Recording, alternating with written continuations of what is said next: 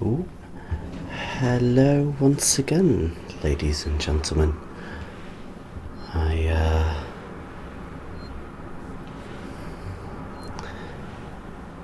wonder what that was.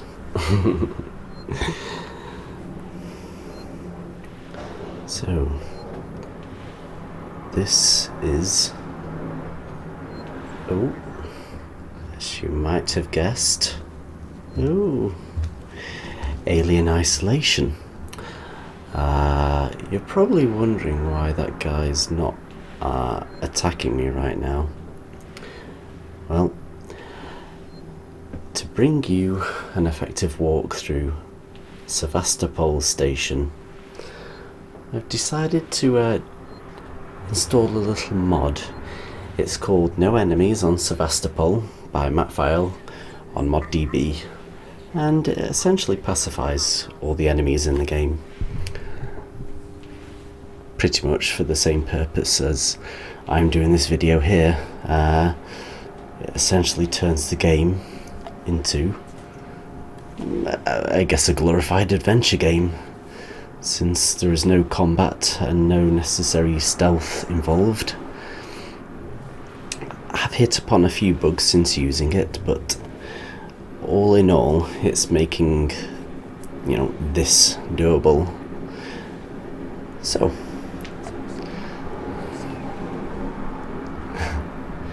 here we are in the transit hub.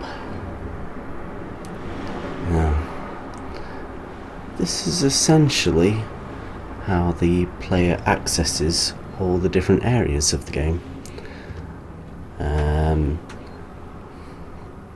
Let's see if we can see some signage. This one leads to the habitation area, engineering, service offline.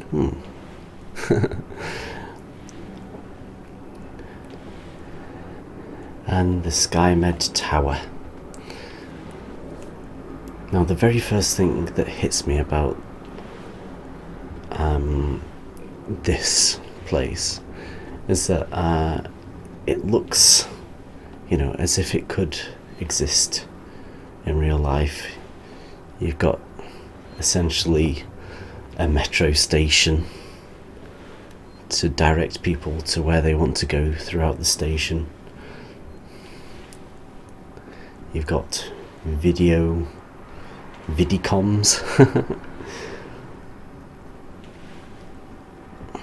lockers,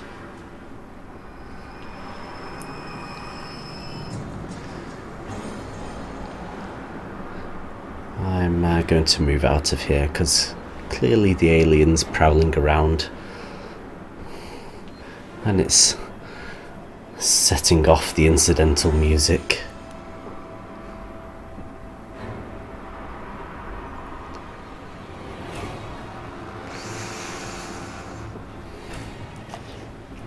So just like a transit hub, we have like card machines, a bit like a metro station or a train station.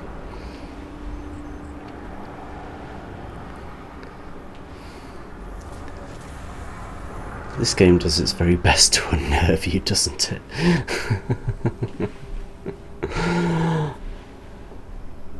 Oh dear. It's probably still near me. And obviously a weapons kind of scanner, as it were.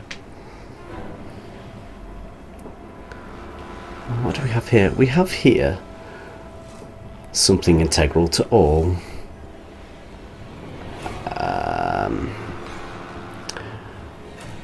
immersive sims, and that is an air vent. These ones are particularly creepy because of the way they open. They're just like the ones in the Alien film.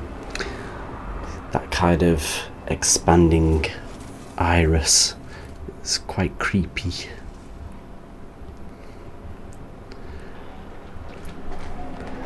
Now, something that strikes you about Sevastopol is it's a very industrial place.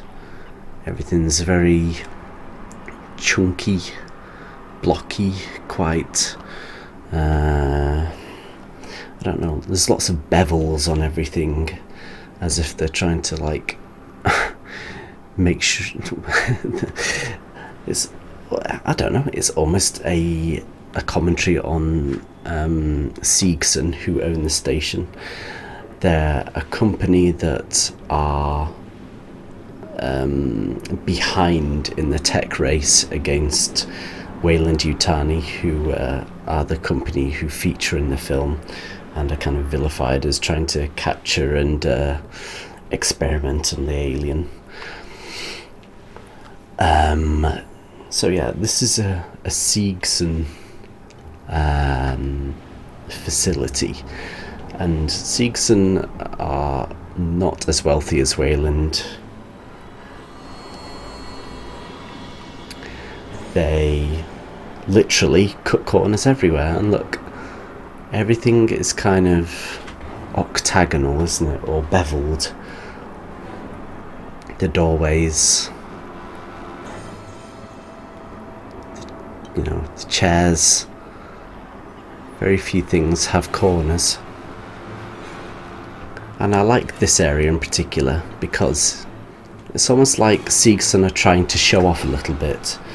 You know, it's very big, very open. It's got these big engines on display, like, ooh, look what we've made.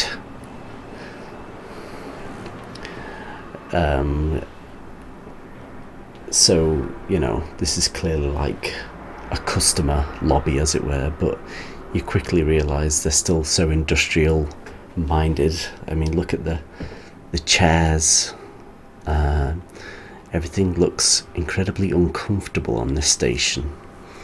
Everything's very utilitarian, very industrial.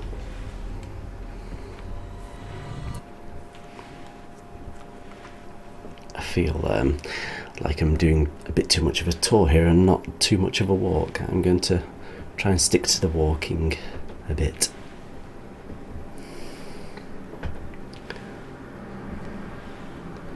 We have a reception area.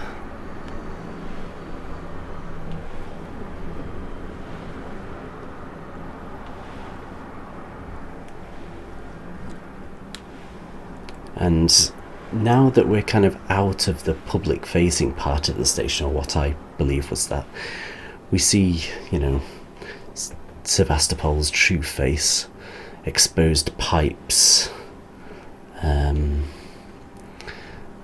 very starkly lit control areas. The control areas all look very analog, with joysticks, chunky screens and headsets. Surprisingly, the chairs in the control room don't look too uncomfortable, but that's probably something to do with like their crew's working hours or something like that. Try and mitigate all the health issues that might come up.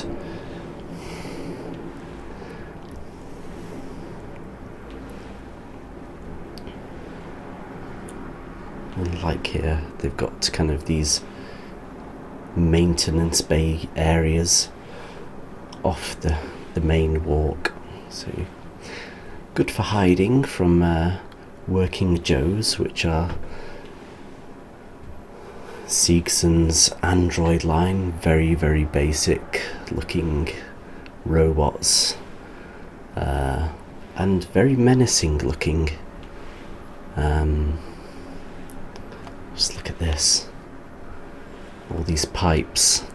Now, if you notice in the corridor, a lot of the walls are kind of insulated, and I think that's to protect passers-by from the pipes. But here, not so much. Look, this is clearly a maintenance area for engineering staff. Not so many kind of safety precautions for people who are supposed to be trained to deal with this kind of, you know, area.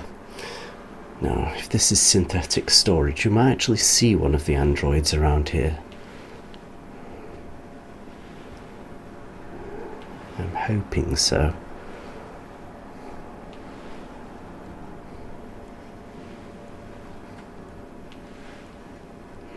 maybe not.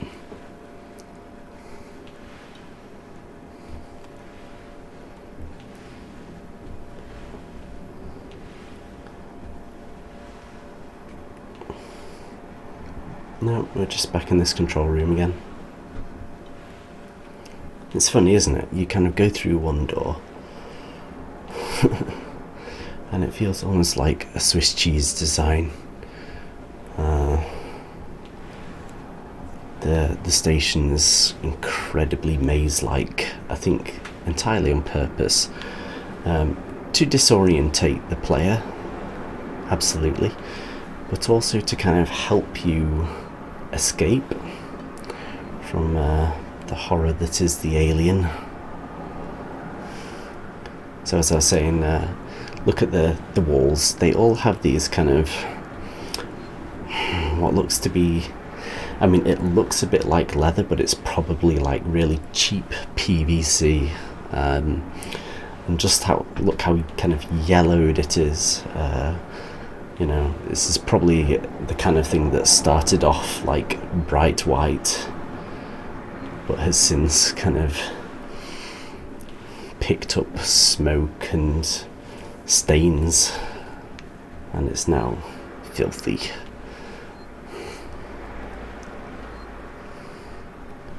Human employee recreation, that sounds like a good place to look.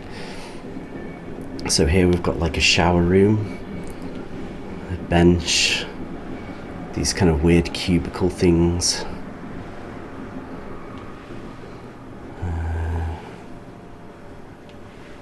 And look at the chunkiness of all the kind of wall padding.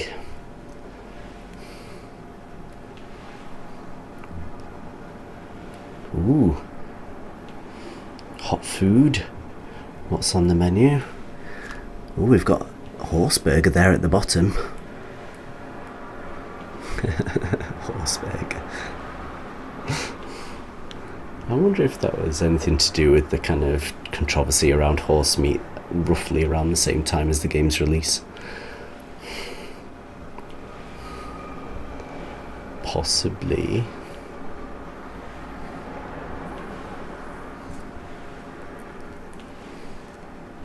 I like how the corridors light up as well as you go down them. You know, they're really trying to save on energy, so you always know a working Joe.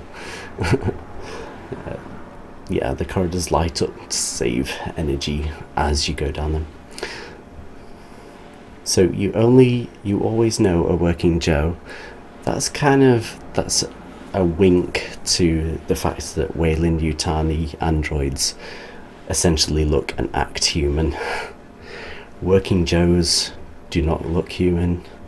They act robotic, and you know, Seegson are essentially selling them on the basis that is a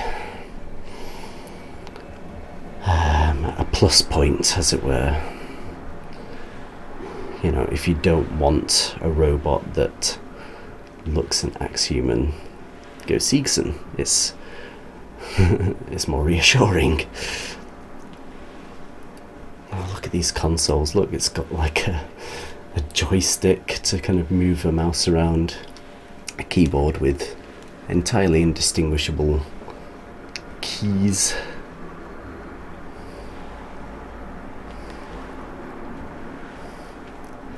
Everything on the station has got like a really analog feel, and all the displays mostly are monochrome.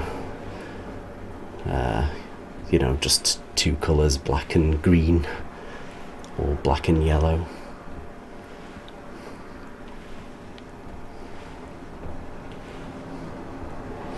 Now I'm heading towards comms control because it's one of my favourite parts of the station.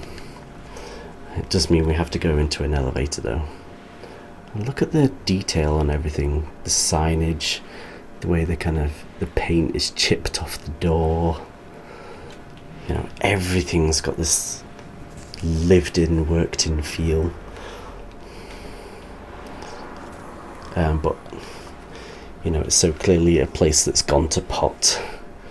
People are kind of struggling to survive against this horror that's befallen the station.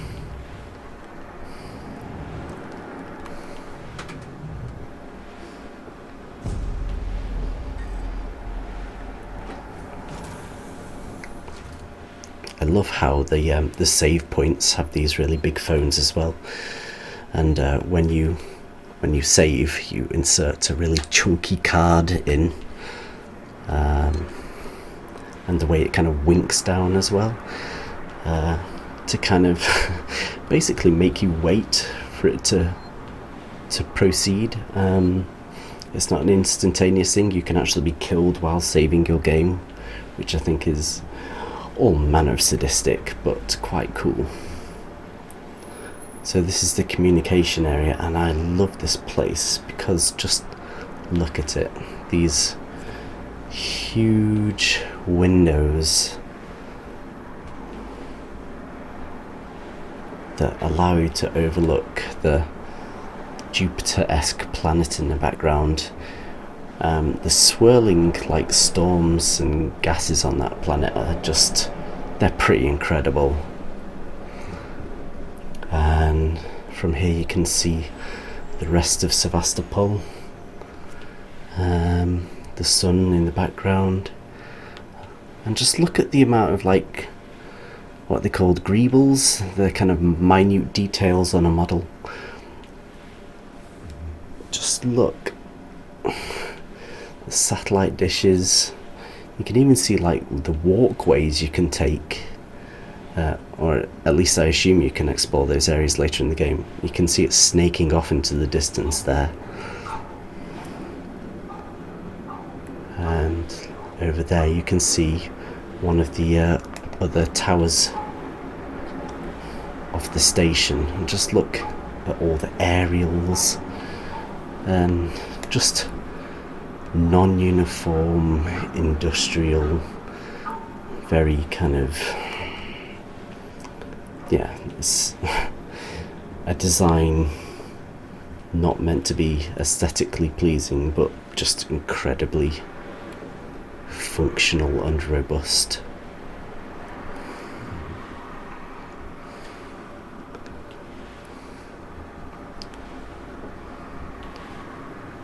It's pretty incredible.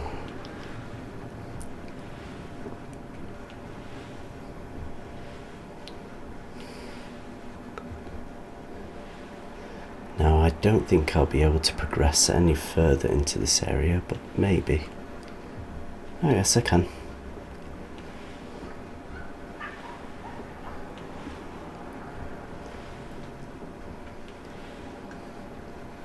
And over there we've got another control room.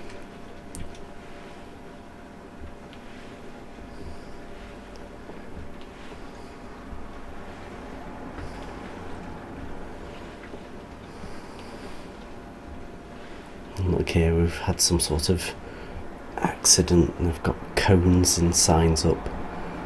Some pipes have clearly leaked or exploded here.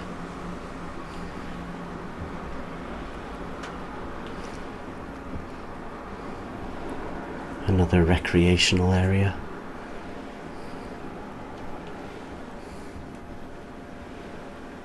Oh, look how dusty everything is though. Look at this. It's like a portable television.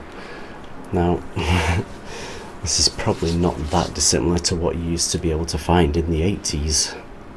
And you get that from everything in this game. Everything looks so 80s. This ghetto blaster, as they used to call them, or boombox. Look at the chunky buttons and the numerous like dials and switches on it. You know, far cry from just playing music through your phone or your MP3 player if you still use one of those. Does anyone still use MP3 players anymore, or are they old hat now?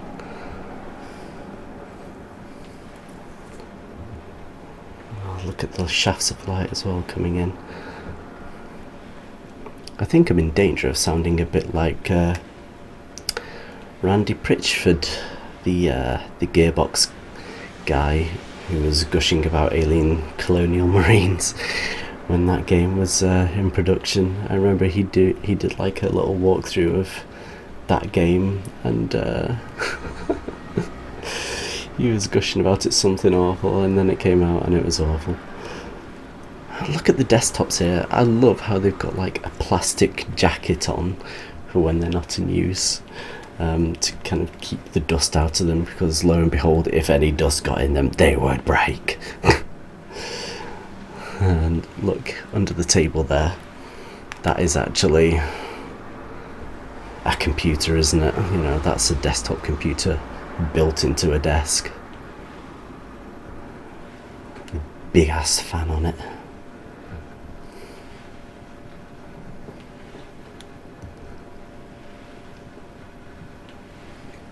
These tables are excellent hiding places. And I was born in the mid-80s, so by the time I was 5 and going to school, my school still had some old computers lying around, and you know, they weren't that dissimilar to what you see in this game.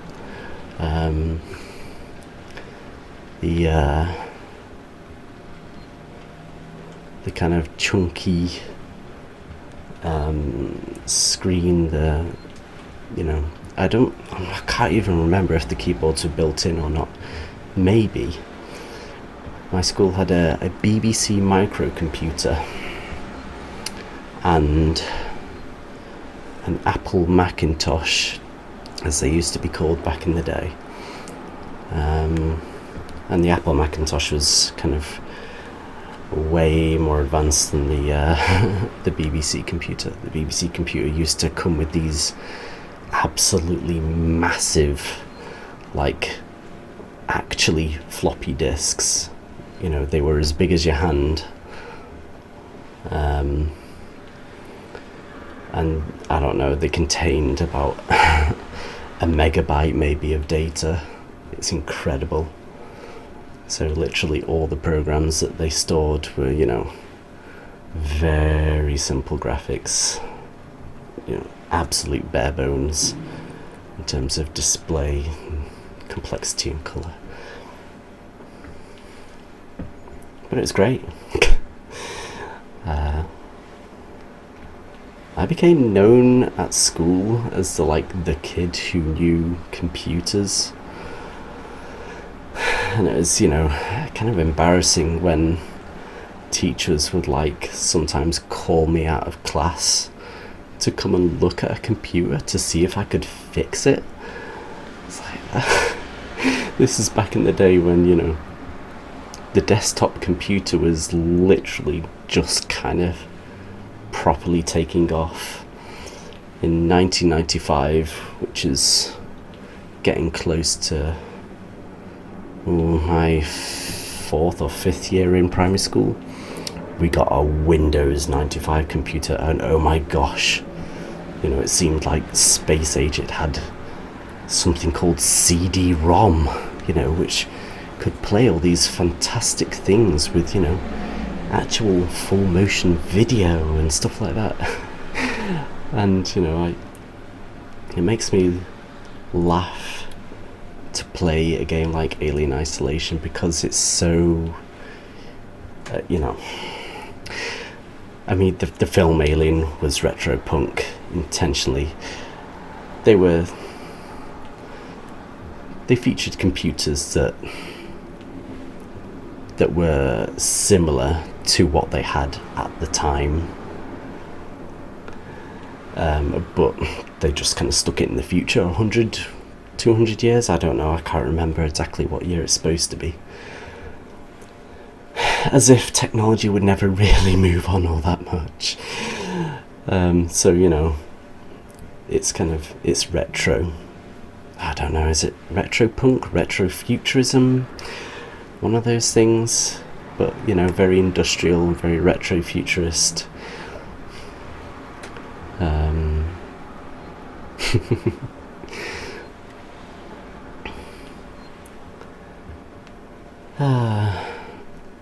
But you kind of get that in Star Trek as well, don't you? Star Trek kind of moves ahead with the times. I mean, Star Trek Voyager had those huge laptops in everyone's office. Even though, you know, we're all on like iPads and wafer thin laptops now. Apart from us desktop people who love our high fidelity graphics. I'm rocking quite an old graphics card now. I think it's a GeForce 970 or something like that. It's not that new. And the graphics are toned down a little bit for this one because I've already recorded playing through this game, one of my walks, and the footage was so incredibly choppy. It's like, that's just not, we're doing this again. So, here we are.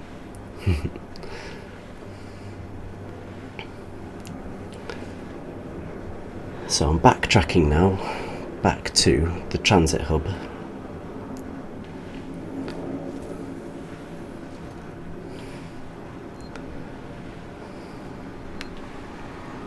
I love how you can hear the wind moving through the station. It's almost like you're in a valley inside a station or something. It's all about being unnerving, isn't it?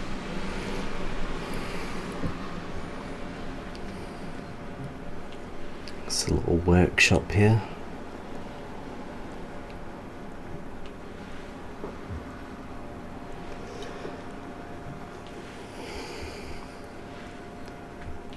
Oh man.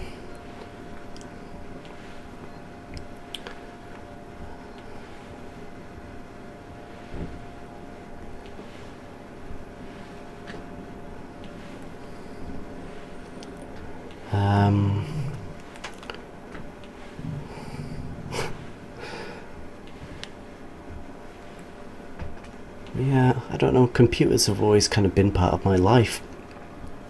From even from like an early age. My dad worked at a major computer manufacturer, so quite often we had something reasonably up to date at home.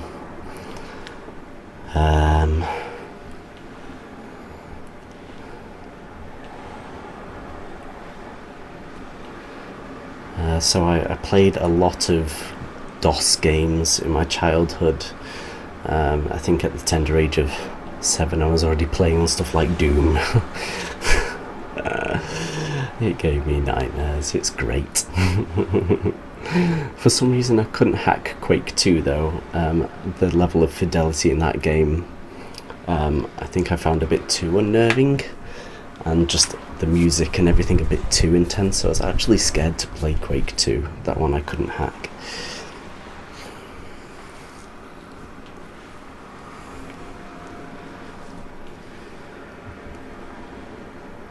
Here we are again. But a bit like this, I used to put on cheat codes when I was a kid because, well, basically I hated games were more scary if you knew you could die all the time. And that's not great for a 7-year-old. And you're probably thinking something along the lines of, oh yes, but failure and coping with failure is an important childhood lesson. Yes, you're right, but I get that from, you know, other places, not games. Games were essentially my recreation, and I didn't want to feel like I was failing at my recreation.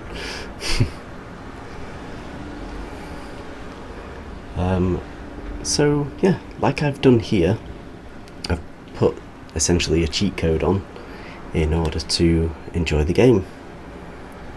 Hey mate.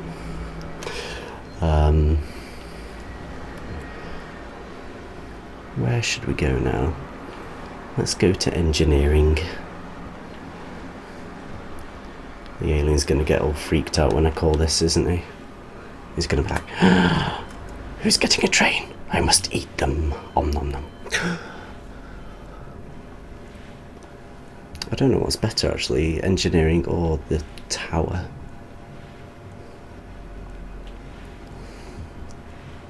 Systech tower or engineering.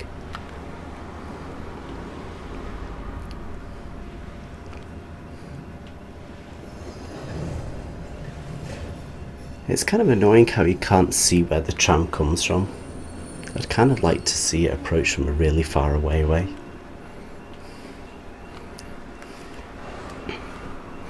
Oh, I love how heavy that thing feels as well, where it kind of crunches into its kind of bay.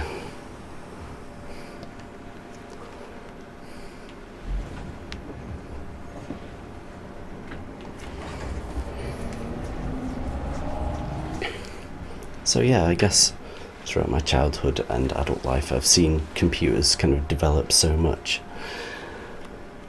and to kind of come back to this and play through this with its kind of retro-futurism, you can see where it's got its inspiration from. I mean, obviously it's got its inspiration from the film, but just the way everything's got this kind of horrible beige colouring or orange, or you know, everything's just so kind of ugly.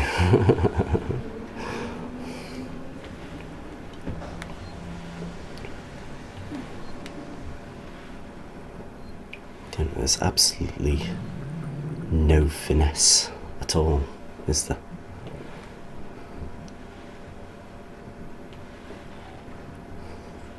I have no idea where I'm going now, so I've not explored this part of the station before, I think. I probably won't get far because Alien Isolation's got... Oh, Jesus, mate. You're just popping in to say hello, are you? I would have been screwed if I hadn't had this mod on. Sorry, where was I? Yeah, the game's got a very Metroidvania kind of setup, hasn't it? You can't get through doors unless you've got a particular type of tool. Be that tool a torch to cut through a door, a particular level of hacking ability on your little hacking device to get through. Obviously some doors just let you straight through, and that's wonderful. So here we can see, wow, the reactor. This kind of reminds me of the center of Death Star 2 in Star Wars. It's kind of big bulbous machines with electricity visibly arcing between pieces of it. Wow, that's cool. I know I shouldn't spin around too much in these videos because you might find it a little bit disorientating, but I just wanted to kind of get a good view of this room.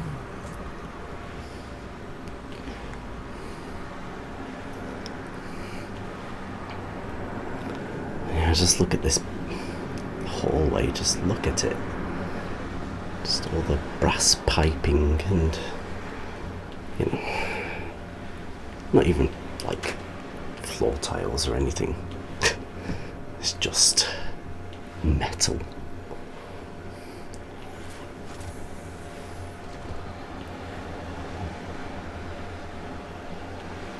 I don't think there's anything down there apart from a dead end.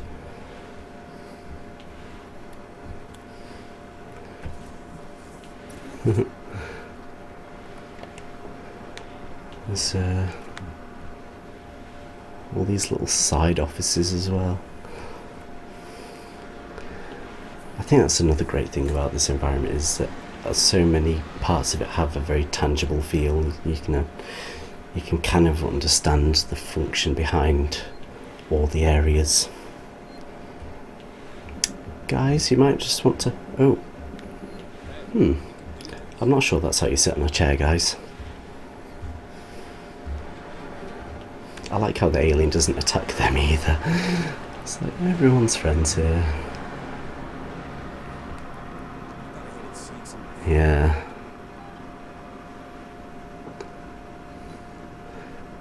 Well, I'm not going to get very far here, so let's check out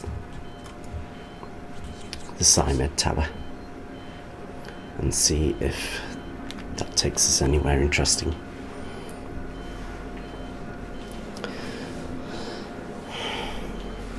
So, a little bugbear I do have is when this mod was announced for Alien Isolation, it might not have been this one exactly, but it was something similar. It became quite popular. It, featured in things like I think Kotaku and PC Gamer as an example of accessibility for gaming. Now, I wouldn't say that Alien Isolation... Well, I don't know, because I don't have problems in terms of accessibility. I'm not heavily disabled in any particular way.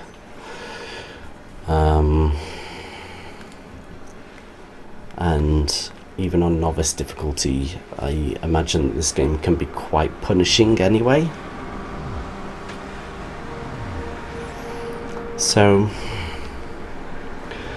part of me thinks a mod like this exists for the people who super struggle to play a game, even on novice difficulty, if they can't do the stealth due to skill or actual ability.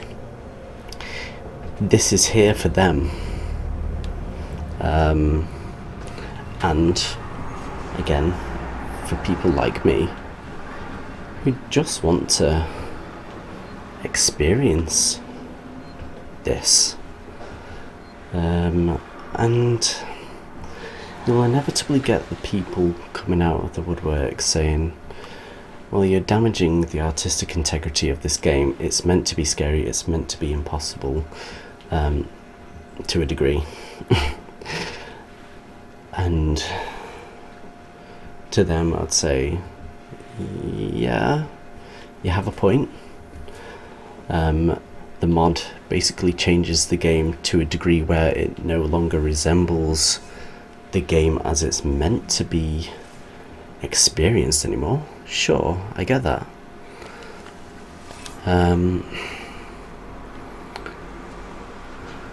But if that's the way you feel, then, this is clearly not for you. And it's a kind of live and let live style situation. It's for people who want to use it. And why is that a bad thing? It's like the mods for Sekiro, for example.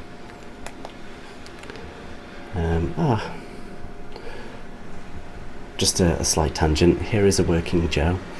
So you can see the kind of the metal with a kind of rubberized frame, a slit for a mouth, holes for a nose, but probably nothing inside. Poorly designed ears. They look a bit like Odo from Deep Space Nine, don't they? Except with those kind of lights for eyes. And the lights are about, if the lights are yellow, they're friendly, and if the lights are red, they're enemies. They've been dressed in clothes, which I think is quite cute, just to kind of make them seem a bit human, but not completely. Maybe the clothes are to kind of protect them as well.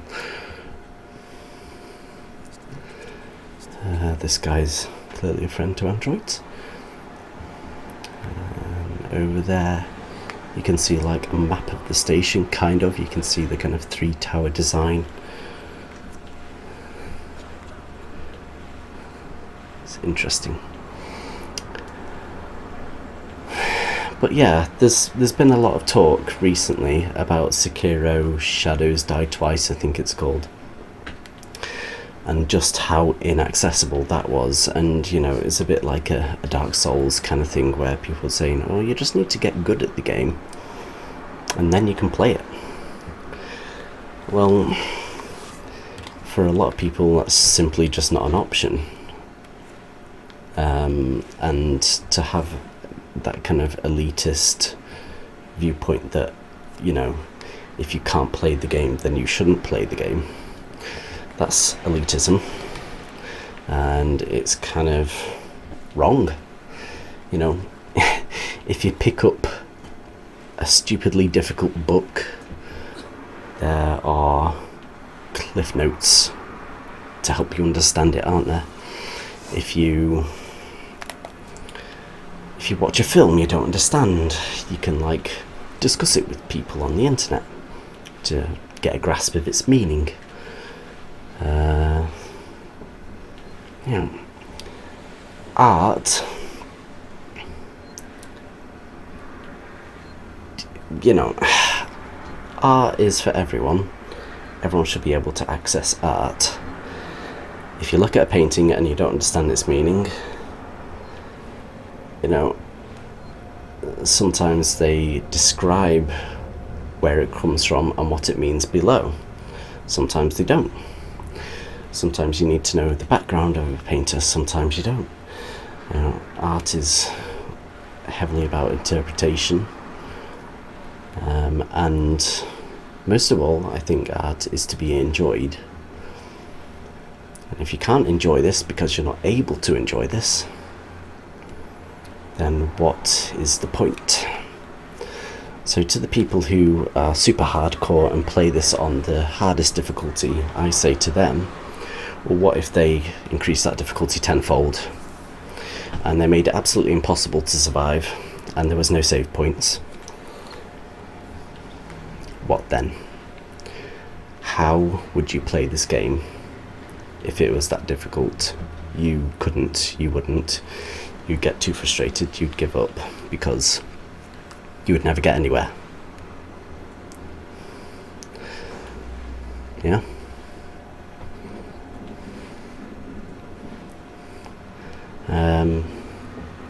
So, things like cheat codes, mods that, you know, give people an easy ride or make it more accessible. This is why. And hey guys, and I don't understand why that's so hard for people to understand. I don't understand why people have such a big issue with it. Excuse you.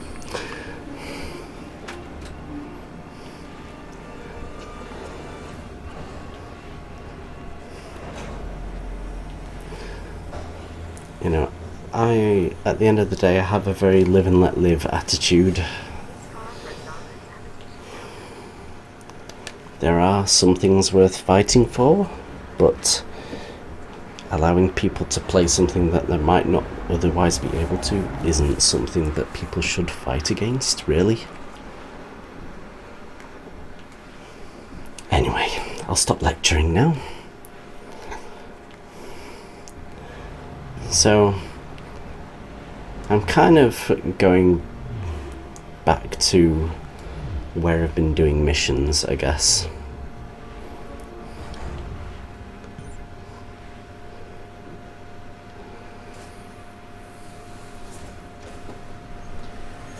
Station serving the Sullivan's Gallery of Law, Colonial Marshal Bureau, at Seegson Habitation Suites.